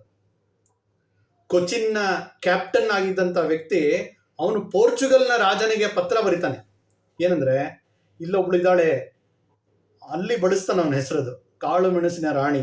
ಆಕೆ ಇಡೀ ಹೊನ್ನಾವರ, ಭಟ್ಕಳ ಎಲ್ಲ ಪ್ರದೇಶದ ನಿಯಂತ್ರಣ ಇಟ್ಕೊಂಡಿದ್ದಾಳೆ, ಅವಳು ನಮ್ಗೆ ಭಾರಿ ತೊಂದರೆ ಕೊಡ್ತಾ ಇದ್ದಾಳೆ ಅಂತ ಪೋರ್ಚುಗಲ್ ರಾಜನಿಗೆ ಪತ್ರ ಬರೆದು ಕಳಿಸ್ತಾನೆ. ಕೊಚಿನ್ನ ಗವರ್ನರ್ ಆಗಿದ್ದಂತ, ಕ್ಯಾಪ್ಟನ್ ಆಗಿದ್ದವನು. ಅದೇ ರೀತಿ ಪೋರ್ಚುಗಲ್ನ ರೆಕಾರ್ಡ್ಗಳಲ್ಲಿ ಬರೀತಾರೆ, ಒಂದು ಅಲ್ಲಿಂದ ಪತ್ರ ಬರುತ್ತೆ. ಏನಂದ್ರೆ ಈಕೆಯನ್ನ ಅದೇ ಶಬ್ದ ಹೇಳಬೇಕು ಅಂದ್ರೆ should deal Har with care and diplomacy. ತುಂಬಾ ಕೇರ್ಫುಲ್ ಆಗಿ, ಡಿಪ್ಲೊಮ್ಯಾಟಿಕ್ ಆಗಿ ಅವಳು ಹ್ಯಾಂಡಲ್ ಮಾಡಬೇಕು, ಇಲ್ಲಾಂದ್ರೆ ಅವಳು ನಮಗೆ ಬಹಳ ತೊಂದರೆ ಆಗ್ತಾಳೆ ಅಂತ ಅವರು ಪರಸ್ಪರ ಪತ್ರ ವ್ಯವಹಾರ ಮಾಡಿ ಸಿಕ್ಕಿದೆ. ರೈನಾ ಡಾ ಪಿಮೆನಿಟಾ ಅಂದ್ರೆ ಪೆಪ್ಪರ್ ಕ್ವೀನ್ ಅಂತ ಪೋರ್ಚುಗಲ್ ಭಾಷೆಯಲ್ಲಿ ಕರೀತಾರೆ, ಅದನ್ನ ಆಕೆಗೆ ಅವರು ಕರೀತಾರೆ. ಏನು ಈಕೆ ವಿಶೇಷ ಅಂತಂದ್ರೆ, ನಾಗಲೇ ಹೇಳಿದಂತೆ 1552ರಿಂದ 1606 ಇಸ್ವಿ ತನಕ ಸುಮಾರು 54 ವರ್ಷಗಳ ಕಾಲ, ಇಷ್ಟು ದೀರ್ಘಕಾಲ ಆಳ್ವಿಕೆ ಮಾಡದಂತ ಭಾರತದ ಏಕಮಾತ್ರ ರಾಣಿ. ಮತ್ತೆ ಬರೀ ಆಳ್ವಿಕೆ ಅಲ್ಲ, ಪರಕೀಯರ ಒಂದು ಪ್ರಭಾವ, ಪರಕೀಯರ ಒಂದು ದಮನ ನಮ್ಮ ಈ ಪ್ರದೇಶದಲ್ಲಿ ಆಗದೇ ಇರೋ ರೀತಿ ರಕ್ಷಣೆ ಮಾಡ್ಯಾಳೆ. ನಾ ಆಗಲೇ ಹೇಳಿದಂತ ಇನ್ಕ್ವಿಸಿಷನ್ ಅಂತ ಏನಿದೆ, ಅದು ಕರ್ನಾಟಕದಲ್ಲಿ ಆಗದೇ ಇರೋ ರೀತಿ ರಕ್ಷಣೆ ಮಾಡದಂತ ಬಹಳ ದೊಡ್ಡ ಕೆಲಸ ಹಾಕಿದಾಗುತ್ತೆ. ಮತ್ತೆ ಅಲ್ಲಿಂದ ಬರ್ತಾ ಇದ್ದಂತ ಏನು ಆಶ್ರಯ ಕೋರಿ ಬಂದಂತ ಜನರು ಗೋವಾದಿಂದ, ಅವರೆಲ್ರಿಗೂ ಇಲ್ಲಿ ರಕ್ಷಣೆ ಸಿಗತ್ತೆ. ಈಕೆ ಮೂಲತಃ ಜೈನ ಮತಕ್ಕೆ ಸೇರಿದವಳಾಗಿರ್ತಾಳೆ. ಇಲ್ಲಿ ಬಂದಂತ ಎಲ್ಲ ಮತಗಳಿಗೂ ಇಲ್ಲಿ ಆಚರಣೆಗೆ ಅವಕಾಶ ಕೊಡ್ತಾಳೆ. ಅಂದ್ರೆ ಇದೇ ತಾನೇ ಹಿಂದುವಿನ ಒಂದು ವಿಚಾರಧಾರೆ. ತಮ್ಮ ತಮ್ಮ ಮತವನ್ನ ಅತ್ಯಂತ ಒಂದು ಸ್ವತಂತ್ರವಾಗಿ ಮಾಡಕ್ಕೆ ಅವಕಾಶ ಕೊಡ್ತಾ ಇದ್ದಂತ ಒಂದು ಸಂಸ್ಕೃತಿ ನಮ್ದು. ಅದರ ಅಕ್ಷರಶಃ ಅವಳು ಮಾಡ್ತಾಳೆ. ಹೀಗೆ ಚೆನ್ನಭೈರಾದೇವಿ ಪೋರ್ಚುಗೀಸರ ನಿದ್ದೆ ಕೆಡಿಸಿದಂತ ಒಂದು ಬಹಳ ದೊಡ್ಡ ರಾಣಿ. ಅದೇ ರೀತಿ ಮತ್ತೊಬ್ಬ ಹೆಣ್ಮಗಳು ನಮಗೆ ದಕ್ಷಿಣ ಕನ್ನಡದ ಕರಾವಳಿಯ ಅಬ್ಬಕ್ಕ ಚೌಟ. ಈಕೆ ಅವಳು ಬಾಲ್ಯದಲ್ಲೇ ತನ್ನ ತಂದೆ ತಾಯಿಯನ್ನು ಕಳ್ಕೊಳ್ತಾಳೆ. ಅವರ ಸೋದರ ಮಾವ ಅವ್ರನ್ನ ಬೆಳೆಸ್ತಾರೆ. ಅವ್ರ ಸೋದರ ಮಾವ ಇವ್ರಿಗೆ ಚಿಕ್ಕ ವಯಸ್ಸಿಂದನೇ ಶಸ್ತ್ರ ಎರಡನ್ನೂ ಕಲಿಸ್ತಾ ಹೋಗ್ತಾರೆ. ಒಂದು ಹೆಣ್ಣು ಅವಳು ಯುದ್ಧ ನಿಪುಣನೂ ಆಗಬೇಕು, ಜ್ಞಾನಿಯೂ ಆಗಬೇಕು. ಈ ರೀತಿಯ ಒಂದು ಪ್ರಯತ್ನವನ್ನ ಅವಳ ಸೋದರ ಮಾವ ಮಾಡ್ತಾ ಹೋಗ್ತಾರೆ. ಆಕೆ ಎಲ್ಲ ಕಲಿಸ್ತಾ ಇರ್ಬೇಕಾದ್ರೆ ಒಂದ್ ದಿವಸ ಬಂದು ಕೇಳ್ತಾಳವಳು, ನಾವ್ಯಾಕೆ ಈ ಪೋರ್ಚುಗೀಸರಿಗೆ ಕಪ್ಪು ಕಾಣಿಕೆಯನ್ನು ಕೊಡಬೇಕು? ಅಲ್ಲೆಲ್ಲ ಕೊಡ್ತಾ ಇರ್ತಾರೆ. ಅಲ್ಲಿದ್ದಂಥ ಚಿಕ್ಕ ಪುಟ್ಟ ರಾಜ್ಯಗಳೆಲ್ಲ ಪೋರ್ಚುಗೀಸರಿಗೆ ನಿಯಮಿತವಾಗಿ ಟ್ಯಾಕ್ಸ್ ಕೊಡಬೇಕು, ಕಪ್ಪವನ್ನು ಕೊಡಬೇಕು. ಈಕೆ ಕೇಳ್ತಾಳೆ, ನಾವ್ಯಾಕೆ ಕೊಡಬೇಕು? ಈ ರೀತಿ ನಾವು ಸ್ವಾಭಿಮಾನವನ್ನ ಬಿಟ್ಟು ಕೊಡ್ತಾ ಇರೋದ್ರಿಂದನೇ ನಮ್ಮ ದೇಶ ಈ ರೀತಿ ಅಧೋಗತಿಗೆ ಹೋಗಿದೆ ಅಂತ ಚಿಕ್ಕ ಹುಡುಗಿ, ಯುವತಿ, 17-18 ವರ್ಷದ ಅಬ್ಬಕ್ಕ ಈ ಮಾತನ್ನು ಹೇಳ್ತಾರೆ. ಆಗ ಅವ್ರು ಹೇಳ್ತಾರೆ, ಇಲ್ಲ, ನಮ್ಮ ಅನೇಕ ಸಣ್ಣ ಪುಟ್ಟ ರಾಜ್ಯಗಳಿದೆ, ಒಂದು ನಮ್ಮಲ್ಲಿ ಏನೋ ಒಂದು ಸಾಮರಸ್ಯ ಇಲ್ಲದೆ ಇರೋದ್ರಿಂದ ಅದು ಅವ್ರಿಗೆ ಅನುಕೂಲ ಆಗ್ತಾ ಇದೆ ಪರಕೀಯರಿಗೆ ಅಂತ. ಆಗ ಇವಳು ಹೇಳ್ತಾಳೆ, ನಮ್ಮ ಮಧ್ಯೆ ಪರಸ್ಪರ ಏನ್ ಬೇಕಾದ್ರೂ ಭೇದಗಳಿರಲಿ, ಆದರೆ ಶತ್ರುವಿನ ಮುಂದೆ ನಾವೆಲ್ಲ ಒಂದಾಗಬೇಕು ಅಂತ. ಮಹಾಭಾರತದಲ್ಲಿ ಬಂದಂತ ನೀತಿ ಇದು, ವಯಂ ಪಂಚಾಧಿಕಂ ಶತಂ ಅಂತ. ನಾವು 5 ಜನ ಇದ್ದೀವಿ ಪಾಂಡವರು, ಕೌರವರು 100 ಜನ ಇದ್ದಾರೆ. ಅಕಸ್ಮಾತ್ ಶತ್ರುಗಳು ನಮ್ಮ ಮೇಲೆ ಆಕ್ರಮಣ ಮಾಡಿದ್ರೆ ನಮ್ಮ ದೇಶಕ್ಕೆ, ನಾವು 5 ಜನ ಅಲ್ಲ, ನಾವು 105 ಜನ ಅಂತ ಹೇಳಿದಂತ ಧರ್ಮರಾಯನ ಮಾತೇನಿದೆ, ಅದನ್ನ ಇವಳು ಹೇಳಿರ್ತಾಳೆ. ಅಂದ್ರೆ ಈ ರೀತಿಯ ದೂರದೃಷ್ಟಿ ಇದ್ದಂತ ಅತ್ಯಂತ ಪ್ರತಿಭಾ ಸಂಪನ್ನ ಸಾಹಸಿ ಮಹಿಳೆ ರಾಣಿ ಅಬ್ಬಕ್ಕ. ಅವಳನ್ನ ಒಬ್ಬ ಅತ್ಯಂತ ಯೋಗ್ಯ ವರನ್ ಜೊತೆ, ಲಕ್ಷ್ಮಪ್ಪ ಅರಸ ಬಂಗರಾಜನ ಜೊತೆ ಮದುವೆ ಮಾಡ್ತಾರೆ. ಅವನು ತುಂಬಾ ಒಳ್ಳೆ ವ್ಯಕ್ತಿ, ಸ್ವಾಭಿಮಾನಿ. ಮಂಗಳೂರಿನ ಅವನ ಜೊತೆ ಮದುವೆ ಆಗತ್ತೆ, ಮಂಗಳೂರಿನ ಅರಸ ಅವನು. ಅಲ್ಲಿ ಸ್ತ್ರೀ ಪ್ರಧಾನ ಒಂದು ಪದ್ಧತಿ ಇದ್ದಿದ್ದರಿಂದ ಇವಳು ರಾಣಿಯಾಗಿರ್ತಾಳೆ, ಅವನು ರಾಜ, ಇಬ್ರು ಆಡಳಿತ ಮಾಡ್ತಾ ಇರ್ತಾರೆ. ಅಷ್ಟೇ ಅಲ್ಲ, ಇವಳ ಸಾಮರ್ಥ್ಯ ನೋಡಿ ಅವ್ರ ಸೋದರ ಮಾವ ಮತ್ತೆ ಅವ್ರ ಗಂಡ ನಿಶ್ಚಯ ಮಾಡ್ತಾರೆ, ಈಕೆಗೂ ಒಂದು ಪ್ರದೇಶವನ್ನ ಕೊಡೋಣ ಅಂತೇಳಿ ಉಳ್ಳಾಳದ ರಾಣಿಯನ್ನಾಗಿ ಅವಳನ್ನ ಪಟ್ಟಾಭಿಷೇಕ ಮಾಡ್ತಾರೆ. ಉಳ್ಳಾಳದ ರಾಣಿಯಾಗಿ ಅವಳು ಆಡಳಿತವನ್ನು ಮಾಡ್ತಾಳೆ. ಮಂಗಳೂರಿನ ಆಡಳಿತಗಳು ಸಹಕರಿಸ್ತಾ ಇರ್ತವೆ. ಪ್ರದೇಶ ಚಿಕ್ಕದು, ಸ್ವಾಭಿಮಾನ ಜಾಸ್ತಿ. ಆಗ ಅಲ್ಲಿದ್ದಂಥ ಅಕ್ಕಪಕ್ಕ ಎಲ್ಲ ಮಾಂಡಲಿಕರೆಲ್ಲರೂ ಕಪ್ಪ ಕೊಡ್ತಾ ಇರ್ತಾರೆ. ಈಕೆ ಎಲ್ರಿಗೂ ಹೇಳ್ತಾಳೆ, ನಾವ್ಯಾಕೆ ಕೊಡಬೇಕು ಪೋರ್ಚುಗೀಸರಿಗೆ ಕಪ್ಪ ಅಂತ ಹೇಳಿ ತಾನೂ ನಿಲ್ಲಿಸ್ತಾಳೆ. ಅಕ್ಕಪಕ್ಕದವರೆಲ್ಲ ನಿಲ್ಸೋ ಥರ ಮಾಡ್ತಾಳೆ. ಎಲ್ಲರೂ ಒಪ್ತಾರೆ, ಎಲ್ಲರೂ ನಿಲ್ಲಿಸ್ಬಿಡ್ತಾರೆ.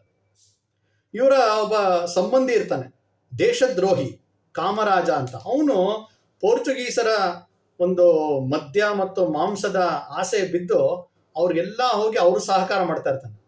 ಅವನು ಈ ಎಲ್ಲ ಮಾಂಡಲಿಕರ ಬಗ್ಗೆ ಒಂದು ಕಂಪ್ಲೇಂಟ್ ಕೊಡ್ತಾನೆ, ಇವ್ರಿಗೆಲ್ಲ ಬಂದು ಹೆದರಿಸ್ತಾನೆ, ಪೋರ್ಚುಗೀಸರು ಬಂದು ನಿಮ್ಮನ್ನ ಆಕ್ರಮಣ ಮಾಡ್ತಾರೆ ಅಂತ. ವಾಪಸ್ ಅವರೆಲ್ಲ ಕಪ್ಪ ಕೊಡಕ್ಕೆ ಶುರು ಮಾಡಿಬಿಡ್ತಾರೆ. ಆದರೆ ಇವ್ರು ಮಾತ್ರ ಯಾವುದೇ ಕಾರಣಕ್ಕೆ ಕೊಡಲ್ಲ ಅಂತ ನಿಶ್ಚಯ ಮಾಡ್ತಾರೆ. ಆಗ ಪೋರ್ಚುಗೀಸರ ಕೆಂಗಣ್ಣಿಗೆ ಗುರಿಯಾಗ್ತಾರೆ. ಆಕೆ ಯುದ್ಧಕ್ಕೆ ನಿಲ್ತಾಳೆ. ಅತ್ಯಂತ ವೀರಾವೇಶದಿಂದ ಹೋರಾಟ ಮಾಡ್ತಾರೆ. ಅವರು 3 ಹಡಗುಗಳಲ್ಲಿ ಬರ್ತಾರೆ ಪೋರ್ಚುಗೀಸರು. ಈಕೆ ಅತ್ಯಂತ ಸಮರ್ಥವಾಗಿ ತನ್ನ ಸೈನ್ಯವನ್ನ ತಗೊಂಡೋಗಿ ಯಾವ ರೀತಿ ಹೋರಾಟ ಮಾಡ್ತಾಳೆ ಅಂದ್ರೆ, ಆ 3 ಹಡಗುಗಳನ್ನ ಧ್ವಂಸ ಮಾಡಿ ಆ ಹಡಗಿಗೆ ಬೆಂಕಿ ಹಚ್ಬಿಡ್ತಾರೆ. ಪೋರ್ಚುಗೀಸರು ಈ ರೀತಿ ಅವಳು ಮಾಡ್ಬೋದು ಅಂತ ಊಹೆನೂ ಮಾಡ್ಕೊಂಡಿರಲ್ಲ. ಆ ರೀತಿಯ ಒಂದು ಪ್ರತಿರೋಧವನ್ನು ಕೊಡ್ತಾಳೆ. ಕಡೆಗೆ ಆ ಯಾರು ಗವರ್ನರ್ ಆಯ್ದ ಅವನು ರಾಜೀನಾಮೆ ಕೊಟ್ಟು ವಾಪಸ್ ಪೋರ್ಚುಗಲ್ಗೆ ಓಡೋಟೋಗ್ತಾನೆ. ಜೀವ ಭಯಕ್ಕೆ ಅವನು ಓಡಿ ಹೋಗ್ತಾನೆ. ಈ ರೀತಿಯ ಒಂದು ಹೋರಾಟವನ್ನು ಕೊಡ್ತಾರೆ. ಆದರೆ ಪೋರ್ಚುಗೀಸರು ಅಲ್ಲಿಗೆ ಬಿಡಲ್ಲ, ಮತ್ತೆ ಒಂದು ಸೈನ್ಯ ತಗೊಂಡು ಆಕ್ರಮಣ ಮಾಡ್ತಾರೆ. ಈ ಕಾಮರಾಜ ಅಂತೂ ತನ್ನ ದೇಶದ್ರೋಹಿ ಕೆಲಸವನ್ನು ಮಾಡ್ತಾನೆ ಇರ್ತಾನೆ. ಈಕೆಯ ಗಂಡನನ್ನ ಮೋಸದಿಂದ ಅವನೇ ಕೊಲ್ತಾನೆ. ಈಕೆಯ ಮಕ್ಕಳನ್ನು ಕೂಡ ಅವನು ಕೊಂದ್ಬಿಡ್ತಾನೆ. ತುಂಬಾ ದುಃಖ ಆಗಿರುತ್ತೆ. ಈ ಸಮಯದಲ್ಲಿ ಪೋರ್ಚುಗೀಸರು ಅವಕಾಶ ನೋಡಿ ಆಕ್ರಮಣ ಮಾಡ್ತಾರೆ. ಇವಳು ವೀರಾವೇಶನ ಯುದ್ಧ ಮಾಡ್ತಾ ಇದ್ದಾಳೆ, ಆದರೆ ಇವ್ರ ಕಡೆ ಶಕ್ತಿ ಕಡಿಮೆ ಇದೆ, ಆದರೆ ಸ್ವಾಭಿಮಾನ ಯಾವುದೇ ಕಾರಣಕ್ಕೂ ಕಡಿಮೆ ಇಲ್ಲ. ಅತ್ಯಂತ ಎಲ್ರಿಗೂ ಉತ್ಸಾಹ ಕೊಡ್ತಾ, ಸೈನಿಕರಿಗೆ ಹುರಿದುಂಬಿಸ್ತಾ ಯುದ್ಧ ಮಾಡ್ತಾ ಇದ್ದಾಳೆ. ಇವಳಿಗೆ ಮೈಕೆ ಎಲ್ಲ ಒಂದು ಗಾಯಗಳಾಗಿದೆ, ರಕ್ತಸಿಕ್ತವಾಗಿದೆ, ಇವಳು ಬಿದ್ದೋಗ್ತಾಳೆ. ಈಕೆ ಬಿದ್ದಿದ್ದನ್ನ ನೋಡಿ ಸೈನಿಕರಿಗೆಲ್ಲ ಒಂದು ರೀತಿಯ ಒಂದು ಜಂಗಾಬಲವೇ ಉಡುಗಿ ಹೋಗುತ್ತೆ. ಎಲ್ಲಿ ನಾವು ಏನಾಗ್ಬಿಡುತ್ತೆ ಅಂತ ಓಡೋಕ್ ಶುರು ಮಾಡ್ತಾರೆ. ಇವಳು ಬಿದ್ದ ಸ್ಥಿತಿಯಲ್ಲೇ ಎಲ್ಲರೂ ಕರೆದು ನಿಲ್ಲಿಸಿ, ನಮ್ಮ ಪ್ರಾಣ ಹೋದ್ರೂ ಚಿಂತೆ ಇಲ್ಲ, ನಾವು ಸ್ವಾಭಿಮಾನ ಬಿಡಬಾರ್ದು, ನಮ್ಮ ದೇಶಕ್ಕೋಸ್ಕರ ಹೋರಾಟ ಮಾಡಬೇಕು ಅಂತ ಅವ್ರಿಗೆಲ್ಲ ಹುರಿದುಂಬಿಸಿ ಅವ್ರನ್ನ ಮುಂದೆ ಕಳಿಸಿ ಇವಳು ತನ್ನ ಪ್ರಾಣವನ್ನು ಬಿಡ್ತಾಳೆ. ಕಡೆ ಪೋರ್ಚುಗೀಸರು ನಮ್ಮ ಸೈನಿಕರನ್ನ ಸೋಲಿಸಿ ಬಂದಾಗ ಇವಳನ್ನ ನೋಡಕ್ಕೆ ಅವಳು ಬದುಕೇ ಇರಲ್ಲ, ತನ್ನ ಪ್ರಾಣವನ್ನು ಬಿಟ್ಟಿರ್ತಾಳೆ. ಅಂದ್ರೆ ಕಡೆ ಉಸಿರಿದ ತನಕ ಈ ನೆಲಕ್ಕಾಗಿ, ಈ ಸಂಸ್ಕೃತಿಗಾಗಿ ಸ್ವಾಭಿಮಾನದಿಂದ ಹೋರಾಟ ಮಾಡದಂತ ಇದರ ಅನೇಕ ಉದಾಹರಣೆಗಳು ನಮ್ಮ ದೇಶದಲ್ಲಿ ನೋಡ್ತೀವಿ. ಈ ರೀತಿ ಪ್ರತಿರೋಧವನ್ನ ಯುರೋಪಿನವರು ಯಾವ ದೇಶದಲ್ಲೂ ಸಿಕ್ಕಿಲ್ಲ ಅವ್ರಿಗೆ. ಇದೇ ಭಾರತದ ವಿಶೇಷ. ಇನ್ನ ಆ ಕಾಮರಾಜ ಅಂತೂ ಮತ್ತೆ ಪೋರ್ಚುಗೀಸರೇ ಬೆಂಬಲ ಕೊಟ್ಟು ಆ ಇಡೀ ಪ್ರದೇಶ ಗೆಲ್ಲೋ ತರ ಮಾಡ್ತಾನೆ. ಅವನು ಅನ್ಕೊಳ್ತಾನೆ ಗೆದ್ದ ಮೇಲೆ ನನ್ನೇ ಇಲ್ಲಿ ರಾಜ ಮಾಡ್ತಾರೆ ಪೋರ್ಚುಗೀಸರು ಅನ್ಕೊಂಡಿರ್ತಾನೆ. ಎಲ್ಲ ಗೆದ್ದಾದ್ಮೇಲೆ ಪೋರ್ಚುಗೀಸರು ಹೇಳ್ತಾರೆ, ನೀನು ನಿನ್ನ ದೇಶಕ್ಕೆ ಮೋಸ ಮಾಡಿದವನು ನಮ್ ದೇಶಕ್ಕೆ ನಮ್ಗೆ ಮೋಸ ಮಾಡದೇ ಇರ್ತೀಯ ಅಂತ ಹೇಳಿ ಅವನ ತಲೆಯನ್ನ ಕತ್ತರಿಸಾಕ್ತಾರೆ. ಅಂದ್ರೆ ಈ ರೀತಿಯ ದೇಶದ್ರೋಹಿಗಳು ಜಯಚಂದ ಕಾಲದಿಂದನೂ ಇದೆ, ಮುಂಚಿನಿಂದನೂ ಇದ್ದಾರೆ. ಈ ರೀತಿ ಈ ಕಾಮರಾಜನ ಒಂದು ಅಂತ್ಯ ಕೂಡ ಆಗುತ್ತೆ. ಅಂದ್ರೆ ಪೋರ್ಚುಗೀಸರು ಏನು ನಮ್ಮ ದೇಶದಲ್ಲಿದ್ರು 1498ರಿಂದ ಪ್ರತಿ ಶತಮಾನದಲ್ಲಿ ಅವ್ರಿಗೆ ಈ ರೀತಿ ಪ್ರತಿರೋಧ ಬರ್ತಾ ಹೋಗುತ್ತೆ. ಹಾಗಾಗಿ ಅವರ ಒಂದು ವ್ಯಾಪ್ತಿ ಕಡಿಮೆ ಆಗ್ತಾ ಬಂದ ಕಡೆಗೆ ಅವರು ಗೋವಾ ಮಾತ್ರ ಅವರು ಸೀಮಿತವಾಗಿರ್ತಾರೆ. ಅಲ್ಲಿ ಅಕ್ಕಪಕ್ಕದ ಸಕ್ಕದ ದಿಯು ದಮನ್ ಎಲ್ಲ ಇರುತ್ತೆ, ತುಂಬಾ ಚಿಕ್ಕದಲ್ಲ. ಪ್ರಮುಖವಾಗಿ ಗೋವಾ ಇರುತ್ತೆ. 1947ನೇ ಇಸ್ವಿಯಲ್ಲಿ ನಮಗೆ ಸ್ವಾತಂತ್ರ್ಯ ಬರುತ್ತೆ. ಅದಕ್ಕೆ ಮುಂಚಿತವಾಗಿ ಅಲ್ಲಿ ಅನೇಕರು ಪ್ರಯತ್ನ ಮಾಡ್ತಾರೆ ಅಲ್ಲಿನ ಜನರಿಗೆ. ಯಾಕೆಂದ್ರೆ ಯುರೋಪಿನ ಭಾಷೆ, ಅದರ ಸಂಸ್ಕೃತಿ ಪ್ರಭಾವಕ್ಕೆ ನಮ್ಮವರು ಅನೇಕರು ಒಳಗಾಗ್ಬಿಟ್ಟಿರ್ತಾರೆ. ಹಾಗಾಗಿ ಜಾಗೃತಿಯ ಕೆಲಸವನ್ನ ಅನೇಕರು ಮಾಡ್ಯಾರ. 40ರ ದಶಕದಲ್ಲಂತೂ ಅಲ್ಲಿ ಜನರ ಜಾಗೃತಿ ಮಾಡ್ಲಿಕ್ಕೋಸ್ಕರ ಅನೇಕರು ಕೆಲಸ ಮಾಡ್ಯಾರ. ಮ್ಯಾಸ್ಕರನ್ ಹಾಸ್ ಅಂತ ಹೇಳಿ ಒಬ್ರು, ಅವ್ರು ಗೋವಾದವರೇ, ಆದ್ರೆ ಭಾರತೀಯ ಸಂಸ್ಕೃತಿಯನ್ನ ತಮ್ಮ ಒಂದು ತನ್ನದಾಗಿ ಮಾಡಿಸ್ಕೊಂಡಂತ ವ್ಯಕ್ತಿ. ಅವರು ಲಿಸ್ಬನ್ಗೆ ಹೋಗ್ತಾರೆ, ಅಂದ್ರೆ ಪೋರ್ಚುಗಲ್ನ ರಾಜಧಾನಿ. ಅಲ್ಲಿ ಹಿಂದೂ ನ್ಯಾಷನಲಿಸ್ಟ್ ಸೆಂಟರ್ ಅಂತ ಶುರು ಮಾಡ್ತಾರೆ. ಯಾಕೆಂದ್ರೆ ಭಾರತೀಯರ ಮಧ್ಯೆ ಜಾಗೃತಿ ಮಾಡಬೇಕು. ನಾವೆಲ್ಲ ಯಾರು, ನಾವೆಲ್ಲ ಹಿಂದೂಗಳು, ನಮ್ಮ ಸಂಸ್ಕೃತಿ ಏನು. ಯಾಕೆಂದ್ರೆ 450 ವರ್ಷ ಆಗ್ಬಿಟ್ಟಿರೋದ್ರಿಂದ ಅಲ್ಲಿ ಒಂದು ರೀತಿ ಯುರೋಪಿನ ವಾತಾವರಣ ಆಗ್ಬಿಟ್ಟಿರುತ್ತಲ್ಲಿ. ಹಾಗಾಗಿ ಇವರು ಅನೇಕ ಪತ್ರಿಕೆಗಳಲ್ಲಿ ಅಂಕಣ ಬರೆಯೋದಿರ್ಬೋದು, ಪುಸ್ತಕಗಳು ಬರೀತಾರೆ. ಅನೇಕ ಪುಸ್ತಕವನ್ನು ಅನುವಾದ ಮಾಡ್ತಾರೆ. ರಾಮಾಯಣ ಮಹಾಭಾರತವನ್ನು ಅನುವಾದ ಮಾಡ್ತಾರೆ. ಯಾಕೆಂದ್ರೆ ಅಲ್ಲಿ ಅನೇಕರಿಗೆ ನಮ್ಮ ಭಾಷೆಯೇ ಗೊತ್ತಿರಲ್ಲ, ಪೋರ್ಚುಗಲ್ ಭಾಷೆಗೆ ಅನುವಾದ ಮಾಡ್ಕೊಡ್ತಾರೆ, ಓದಿ ಅಂತಾರೆ. ಅಂದ್ರೆ ಈ ರೀತಿಯ ಜನಜಾಗೃತಿ ಕೆಲಸವನ್ನು ಮಾಡ್ತಾರೆ. ರಿಸರ್ಚ್ ಗೋವಾ ಅಂತ ಹೇಳಿ ಅವರು ಪುಸ್ತಕವನ್ನು ಬರೀತಾರೆ, ಅದನ್ನ ಬಹಿಷ್ಕಾರ ಮಾಡ್ತಾರೆ. ಕಡೆ ಅವ್ರನ್ನ ತಗೊಂಡೋಗಿ ಲಿಸ್ಬನ್ ಜೈಲಿನಲ್ಲಿ ಇಟ್ಬಿಡ್ತಾರೆ. 28 ವರ್ಷ ಶಿಕ್ಷೆ ಕೊಡ್ತಾರೆ ಅವ್ರಿಗೆ. ಆಮೇಲೆ ಅಂತಾರಾಷ್ಟ್ರೀಯ ಒತ್ತಡಕ್ಕೆ ಅವ್ರು ಬಿಡುಗಡೆ ಆಗುತ್ತೆ 11 ವರ್ಷಕ್ಕೆ. ಈ ರೀತಿ ಅನೇಕರು ಹೋರಾಟ ಮಾಡ್ತಾರೆ. ಡಾಕ್ಟರ್ ರಾಮ್ ಮನೋಹರ್ ಲೋಹಿಯಾ ಅವರು 46ನೇ ಇಸ್ವಿಯಲ್ಲಿ ಅಲ್ಲಿ ಬರ್ತಾರೆ. ಬಂದಾಗ ಗೋವಾದ ಸ್ಥಿತಿ ನೋಡಿ, ಗೋವಾದಲ್ಲಿ ಆ ಜಾಗೃತಿಯ ಅನೇಕ ಕಾರ್ಯಕ್ರಮಗಳು, ಮೆರವಣಿಗೆಗಳು ಮಾಡ್ತಾ ಹೋಗ್ತಾರೆ. ಈ ಕಡೆ ಒಂದ್ ಕಡೆ ಭಾರತದ ಒಂದು ಸ್ವತಂತ್ರ ಆಗ್ತಾ ಇದೆ. ಗೋವಾ ಮಾತ್ರ ಸ್ವಾತಂತ್ರ್ಯ ಆಗುವ ಯಾವುದೇ ಲಕ್ಷಣ ಕಾಣಿಸ್ತಾ ಇರಲ್ಲ. 47ನೇ ಇಸ್ವಿಯಲ್ಲಿ ಭಾರತ ಸ್ವತಂತ್ರ ಆಗೇ ಹೋಯಿತು. ಗೋವಾದಲ್ಲಿ ಮಾತ್ರ ಪೋರ್ಚುಗೀಸರು ಬಿಡಕ್ಕೆ ತಯಾರಿಲ್ಲ. ಸರ್ಕಾರದಿಂದ ಅನೇಕ ಒಂದು ಕಾದು ನೋಡುವ ನೀತಿ ಅಂತಾರಲ್ಲ, ಆ ರೀತಿ ಏನು ಮಾಡದೆ ಕಾದು ನೋಡುವ ನೀತಿಯನ್ನ ಮಾಡ್ತಾರೆ. ಆದರೆ ಜನ ಸಾಕಷ್ಟು ಚಳುವಳಿಗಳು ಮಾಡ್ತಾರೆ. ಭಾರತೀಯ ಜನಸಂಘದ ಒಬ್ಬ ಪ್ರಮುಖ ನಾಯಕರಾಗಿದ್ದಂಥ ಜಗನ್ನಾಥರಾವ್ ಜೋಶಿ ಅವರು ರಾಷ್ಟ್ರೀಯ ಸ್ವಯಂ ಸೇವಕ ಸಂಘದ ಪ್ರಚಾರಕರಾಗಿರ್ತಾರೆ. ಅವರು 1955ನೇ ಇಸ್ವಿಯಲ್ಲಿ ಸುಮಾರು 150 ಜನ ಸತ್ಯಾಗ್ರಹಗಳ ಮೂಲಕ ಅಲ್ಲಿ ಹೋಗಿ ಹೋರಾಟವನ್ನು ಮಾಡ್ತಾರೆ, ಜೈಲು ವಾಸವನ್ನು ಅನುಭವಿಸ್ತಾರೆ. ಅನೇಕರ ಮೇಲೆ ಒಂದು ಅತ್ಯಂತ ಒಂದು ಅಮಾನುಷವಾದಂಥ ರೀತಿಯಲ್ಲಿ ಅವ್ರಿಗೆ ಹಿಂಸೆ ಕೊಡಲಾಯಿತು. ಅಷ್ಟೇ ಅಲ್ಲ, ಕಂಡಲ್ಲಿ ಗುಂಡು ಅನ್ನುವ ಆಜ್ಞೆಯನ್ನು ಕೊಡ್ತಾರೆ, ಶೂಟ್ ಅಟ್ ಸೈಟ್ ಅಂತ. ಅಲ್ಲಿ ಪ್ರತಿಭಟನೆ ಮಾಡಕ್ ಬಂದಂತ ನೂರಾರು ಜನರನ್ನ ಅಲ್ಲಿನ ಆಗಿನ ಗೋವಾದ ಪೋರ್ಚುಗಲ್ ಸರ್ಕಾರ ಕೊಂದಾಕ್ಬಿಡುತ್ತೆ. ಅಲ್ಲಿ ಹೋರಾಟ ಮಾಡಿದ ಕೇವಲ ಗೋವಾದವರಲ್ಲ, ಕರ್ನಾಟಕದಿಂದ ಹೋಗಿದ್ರು, ಬೆಂಗಳೂರಿಂದ ಹೋಗಿದ್ದಾರೆ, ಬೆಳಗಾವಿಂದ, ಮಧ್ಯಪ್ರದೇಶದಿಂದ, ಮಹಾರಾಷ್ಟ್ರದಿಂದ, ವಾರಣಾಸಿಯಿಂದ ಕೂಡ ಅನೇಕರು ಬಂದು ಪ್ರತಿಭಟನೆ ಮಾಡ್ಯಾರೆ. ಜಗನ್ನಾಥರಾವ್ ಜೋಶಿ ಅವರು ಅಲ್ಲಿ ಮಾತಾಡ್ತಾ ಹೇಳ್ತಾರೆ, ಗೋವಾ ಅಂದ್ರೆ ಏನು? ಯಾಕೆಂದ್ರೆ ಜನರಿಗೆ ನಾಗ್ಲೇ ಹೇಳಿದಂತೆ 450 ವರ್ಷದ ಕಾರಣಕ್ಕೋಸ್ಕರ ಇದು ನಮ್ಮ ಭಾರತವೇ ಅಲ್ಲ ಅನ್ನೋ ರೀತಿಯ ವಾತಾವರಣ ಸೃಷ್ಟಿ ಮಾಡಿರ್ತಾರೆ. ಜಗನ್ನಾಥರಾವ್ ಜೋಶಿ ಅವರು ಹೇಳ್ತಾರೆ, ಗೋವಾ ಅಂದ್ರೆ ಭಾರತವೆಂಬ ಮನೆಯ ಒಂದು ಕೋಣೆ, ಇದು ಭಾರತಕ್ಕೆ ಸೇರಿದ್ದು ಅಂತ. ಕಡೆಗೆ ಏನು ಈ ಒಂದು ಪ್ರಯತ್ನ ಮುಂದುವರಿಯುತ್ತೆ. 61ನೇ ಇಸ್ವಿಯಲ್ಲಿ ಸರ್ಕಾರ ಮಿಲಿಟರಿ ಆಪರೇಷನ್ ಮಾಡುತ್ತೆ, ಆಪರೇಷನ್ ವಿಜಯ್ ಅಂತ ಮಾಡಿ ಡಿಸೆಂಬರ್ 19ನೇ ತಾರೀಕು ಗೋವಾ ಸರ್ಕಾರ ಏನಲ್ಲಿತ್ತು ಪೋರ್ಚುಗಲ್ ಸರ್ಕಾರ, ಅದು ಶರಣಾಗತಿಯನ್ನ ಮಾಡುತ್ತೆ. ಕಡೆ ಅಲ್ಲಿಂದ ಅವರು ಹೊರಡ್ತಾರೆ. ಅಂದ್ರೆ ಸುಮಾರು 463 ವರ್ಷಗಳ ಕಾಲ ಭಾರತದಲ್ಲಿದ್ದಂಥ ಅತ್ಯಂತ ದೀರ್ಘಕಾಲ ಇದ್ದಂಥ ಯುರೋಪಿಯನ್ನರು. ಏನು ನಾವಿಲ್ಲಿ ವಿಶೇಷ ಗಮನಿಸಬೇಕು ಅಂತ ಹೇಳಿದ್ರೆ, ಇದೇ ಸಮಯದಲ್ಲಿ ಹೊರಟಂತ ಕೊಲಂಬಸ್ ಆ ದಿಕ್ಕಿಗೆ ಹೋಗ್ತಾನೆ, ಪಶ್ಚಿಮ ದಿಕ್ಕಿಗೆ.